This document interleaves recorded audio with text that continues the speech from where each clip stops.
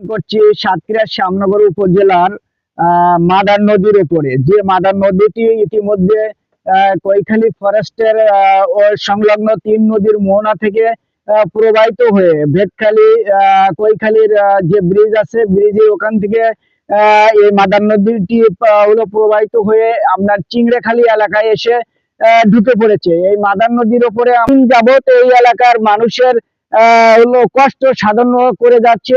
এলাকার মানুষ কিন্তু এখান থেকে পার হতে পারে না, বিশেষ করে বর্ষার সময় বা প্রবল জোয়ারের সময় তারা কিন্তু পার হতে পারে না।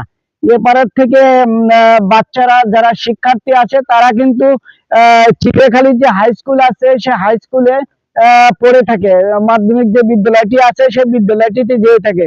কিন্তু এই এলাকার দেখেন এখানে শত শত মানুষ এখানে উপস্থিত হয়েছে। তাদের একটি দাবি হলো এই মাদার নদীর উপরে একটি ব্রিজ, যে ব্রিজটির দাবি দীর্ঘদিন ধরে তারা করে আসছে, কিন্তু সরকারিভাবে কোনো উদ্যোগ এখনো পর্যন্ত নেওয়া হয়নি।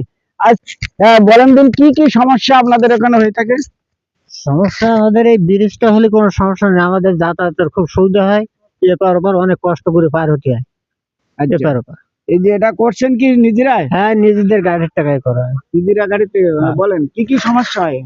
সমস্যা এখানে যখন পানি ওঠে তখন এই গাছগুলো ভেঙে গেলে এখানে তার পার হওয়া যায় না, ভেঙে চুরে যায়। অসীম অসীম দাদা বলেন কি কি সমস্যা আপনাদের এখানে হয়ে থাকে? আমাদের এখানে সমস্যা, মানুষের অসুখ হলে যাতায়াতের খুব অসুবিধা, নৌকায় পার করতে হয় এবং বাচ্চাদের স্কুল যেতে গেলে খুব কষ্ট। যেদিন কাদা জল হয় সেদিন যেতে পারে না, এই পারে থাকে। এবং হাট বাজারের সবগুলো সুবিধা ওই পারে, কিন্তু আমরা যাতায়াত করতে পারি না বর্ষার দিনে। এবং পানির জন্য যেতে হয় শ্যামনগর পারে, কিন্তু সব দিক থেকে আমরা বঞ্চিত।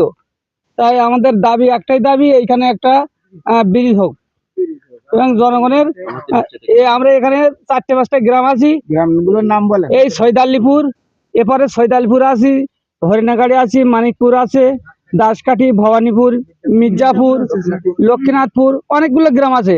এবং ওপারে আছে আমাদের শ্যামনগর ইউনিয়ন, সদর ইউনিয়ন। ওই ওই ওই ইউনিয়নের সঙ্গে আমাদের যোগাযোগটা হলে আমরা খুব স্বাবলম্বিত হব। আমাদের সমস্ত কাজকর্ম তো সব সামনে করে। ধন্যবাদ দাদাকে। উনি আসলে বলতেছিলেন যে এই এলাকার যে 6-7টি গ্রামের মানুষ তারা কিন্তু এইখান দিয়ে পার হয়ে, বাঁশের সাঁকো দিয়ে পার হয়ে কিন্তু তাদের শ্যামনগর উপজেলায় যেতে হয়, শ্যামনগর হাসপাতালে যেতে হয়, শ্যামনগর উপজেলার বিভিন্ন কাজ কামে তাদের যেতে হয়। তাদের প্রধান যাতায়াতের ব্যবস্থা কিন্তু এই নদীর উপর দিয়ে, মাদার নদীর উপর দিয়ে। মাদার নদীর উপর দিয়ে এই যে বাঁশের সাঁকো আছে, বাঁশের সাঁকো দিয়ে তাদের পার হয়ে আমরা বিগত 8 বছর ধরে কোনো সরকারি কোনো সহযোগিতা পাইনি। বিশেষ করে এলাকার আমাদের হরিণাগাড়ি, সৈদালিপুর, ভবানীপুর, আপনার লক্ষ্মীনাথপুর, এই এই যে এলাকার যে মানুষগুলো, আমাদের শ্যামনগরে যাওয়ার একটি পথ, সেই পথটি হচ্ছে এই আমাদের এই চিংড়িখালীর উপর দিয়ে যে বাঁশের সাঁকো আপনারা দেখতে পাচ্ছেন, এখান থেকে এই পথ দিয়েই কিন্তু তারা শ্যামনগর যাওয়ার সবচেয়ে সুবিধা। এই পথটা দিয়ে এখানে যদি একটা ব্রিজ হয়, এই ব্রিজ দিয়ে কিন্তু শ্যামনগর সহজেই যেতে পারবে। বিশেষ করে এই যে বর্ষার সময় যদি একটি মা মানে বাচ্চা প্রসবের যন্ত্রণায় যদি কাতরের মতন ছটফট করে, শ্যামনগর হাসপাতালে যাওয়ার কিন্তু কোনো রাস্তা নেই, একটি মানে পাকা রাস্তা নেই, তাদের কাদা এবং এই যে বাঁশের সাঁকো, এই বাঁশের সাঁকোর উপর দিয়েই কিন্তু তাদের মানে চলতে হয়। তো আমি আমাদের ঊর্ধ্বতন কর্তৃপক্ষের দৃষ্টি আকর্ষণ করব যে যাতে আমাদের এই বাঁশের সাঁকোটি, আমরা নদীর ওই পারে একটি দিঘ আছে, ওই দিঘে কিন্তু পানি আনতে যাই। এই পানি আনা আর পানির যে কষ্ট, পানির যে পানি পার করতে গেলে বিশাল কষ্টের ব্যাপার। এবং তারা দেখেন কি কষ্ট করে তারা এই পারে পার হয়ে আসছে, ঝুঁকির মধ্যে দিয়ে। যে কোনো সময় একটি দুর্ঘটনা ঘটতে পারে এই নদীতে। যে মাদার নদী, মাদার নদীতে কিন্তু কুমির আছে। এখানে কিন্তু অনেক ভয়াবহ একটি জোয়ারের সময় কিন্তু ব্যাপক ধরনের সমস্যা হয়ে থাকে তাদের। আজকে তারা পানি নিতে আসছে, দেখেন কলস নিয়ে তারা কিন্তু খুবই সমস্যার মধ্যে। যে পানি নিয়ে যেতে কিন্তু তাদের ব্যাপক সমস্যা হয়।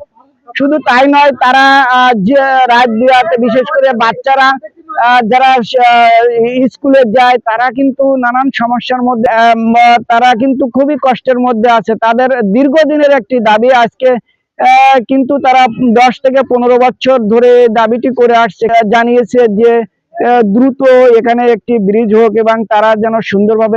কিন্তু আমরা কত মেম্বার চেয়ারম্যানের কাছে আমরা হাত না ধরে পায়ে ধরিস, কিন্তু তারা আমাদের দিশে দেয় আর শুনিয়ে দেয়, আর ওই যা হয় খাইয়ে দিয়ে তারা বাড়ি গিয়ে ওঠে। আমার দিকে আমরা যে গরিব মানুষ, আমরা যে একটা প্রতিবন্ধী মানুষ, আমরা যে রাস্তাতে ঘাটে কিভাবে পার হই, কিভাবে যাই, এর দিকে আমাদের খেয়াল করে না। নির্বাচন যখন আসে তখন গোলায় গোলায় পিরিতি, এই পিরিতি একবার মনে হয় যে আমার বাড়ি খোলে সব তুলে দিকেছে। নির্বাচন সেই শেষ ভাই তাদের যাও যাও যাও যাও কানাই ওই ওদের যাও, পিছন দিক বুঝো, পিছন দিক বুঝো, বাড়িতে বুঝো। আমাদের এইরকম ভাষা, তাদের ধারে একবারের বেশি দুবার আর যাবার মতন মুখ থাকে না। আমরা এই কারণে আমরা বলতে যাচ্ছি, আমাদের সাংবাদিক ভাই আইয়েছে, আমাদের বড় দাবি আমাদের ব্রিজটা যাতে হয়। আমরা কয়েকজন প্রতিবন্ধী, আমরা যাওয়া আসার জন্য খুবই কষ্ট পাই। এত কষ্ট যারা এই ব্রিজের এই কাঠের এই সাঁকো দিয়ে, এই বাঁশের সাঁকো দিয়ে পার হতে তাদের কিন্তু ব্যাপক ধরনের সমস্যা হয়ে থাকে, যার কারণে কিন্তু উনি অনেকটা নিজের আক্ষেপের কথা বলছিলেন, কিছুটা বাস্তবতার কথা বলছিলেন, যে এই কি ধরনের কষ্টের মধ্যে আছে এই এলাকার মানুষ, তারা কি ধরনের সমস্যার মধ্যে আছে সেইগুলো কিন্তু জানাচ্ছিলেন। এখানে দেখেন, এখানে শত শত মানুষ এখানে উপস্থিত হয়েছে, তাদের একটাই দাবি যে এখানে দেখতে পারে দুই পারের মানুষ কিন্তু এখানে অবস্থান করছে। এখানে কিন্তু কোনো লাইটের ব্যবস্থা নেই বা কোনো আলোর ব্যবস্থা নেই, কিন্তু অন্ধকারে তাদের এই সাঁকো দিয়ে পার হতে হয়।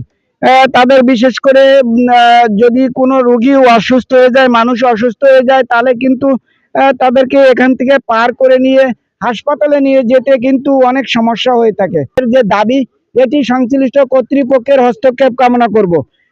আমরা চাই যে আগামীতে যিনি এখানে সংসদ সদস্য নির্বাচিত হবেন, তিনি যেন এই বিষয়টি খুবই গুরুত্ব সহকারে দেখেন। এছাড়া উপজেলা প্রশাসন আছে, উপজেলা জনপ্রতিনিধি যারা আছেন, তারা যেন এই বিষয়টি গুরুত্ব সহকারে দেখেন। এটি আসলে আমাদের দাবি এবং এই এলাকার মানুষের প্রধান দাবি। যা